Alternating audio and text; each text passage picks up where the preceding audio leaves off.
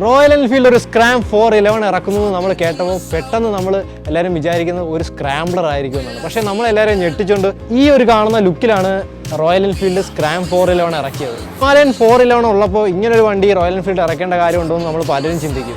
നമ്മൾ ഈ വണ്ടിയെ ഹിമാലയനുമായിട്ട് കമ്പയർ ചെയ്യുമ്പോൾ ചെറിയ ചെറിയ വ്യത്യാസങ്ങൾ മാത്രമേ ഈ വണ്ടിക്ക് വന്നിട്ടുള്ളൂ. എഞ്ചിനൊക്കെ സെയിം തന്നെയാണ് വരുന്നത്. മെയിനായിട്ടൊരു ചേഞ്ച് വന്നിരിക്കുന്നത് ഫ്രണ്ട് വീലിലാണ്. സാധാരണ ഹിമാലയന് 21 ഇഞ്ചിൻ്റെ വീലാണ് വരുന്നത്. നമുക്ക് അതേസമയം 19 ഇഞ്ചാണ് സ്ക്രാമിൽ വരുന്നത്. അപ്പോൾ ഫ്രണ്ട് ഹൈറ്റ് നല്ല രീതിയിൽ കുറഞ്ഞിട്ടുണ്ട്. വൈസർ മാറിയിട്ടുണ്ട്. അങ്ങനെ സൈഡിൽ വരുന്ന ഷീൽഡ് മാറി. അങ്ങനെയുള്ള ചെറിയ ചെറിയ മാറ്റങ്ങൾ വന്നിട്ടുണ്ട്. ഹിമാലയൻ്റെക്കാട്ടിയും വ്യത്യസ്തമായിട്ടുള്ളൊരു മീറ്ററാണ്.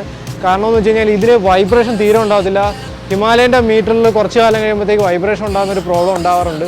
ഹിമാലയൻ്റെയും സ്ക്രാമിൻ്റെയും ഓഫ് റോഡ് കേപ്പബിലിറ്റി സെയിം ആണോ എന്ന് നമുക്കൊരു ഡൗട്ട് കാണും. സെയിം ആണോ എന്ന് ചോദിച്ചു കഴിഞ്ഞാൽ ഏകദേശമൊക്കെ സെയിം ആണ്. ഹിമാലയനെ സംബന്ധിച്ചിടത്തോളം ഓഫ് റോഡിങ് റൈഡിങ് പോസ്റ്റിങ് നല്ല രീതിയിൽ കുറച്ചുകൂടി ബെറ്ററാണ്. സ്ക്രാമിനെ വെച്ച് നോക്കുവാണെങ്കിൽ ഹിമാലയനെ സംബന്ധിച്ചിടത്തോളം ഹിമാലയൻ കുറച്ചുകൂടി അഗ്രസീവ് ലുക്കുള്ള ഒരു വണ്ടി തന്നെയാണ്. പേഴ്സണലി എൻ്റെ ഒരു ഒപ്പീനിയൻ പറയുവാണെങ്കിൽ എന്തുകൊണ്ടും കുറച്ചുകൂടി ബെറ്റർ ഹിമാലയൻ 411 തന്നെയാണ്.